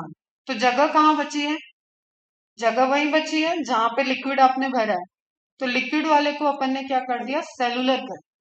तो इवोल्यूशन के पॉइंट ऑफ व्यू से मेसोडर्म थर्ड जर्माइनल लेयर है। ये बड़ा फेवरेट क्वेश्चन, ठीक है। Ectoderm, endoderm and mesoderm. तो फॉर्मेशन ऑफ मेसोडर्म वगैरह कल बताती हूँ मैं, कैसे बनता है, क्या होता है।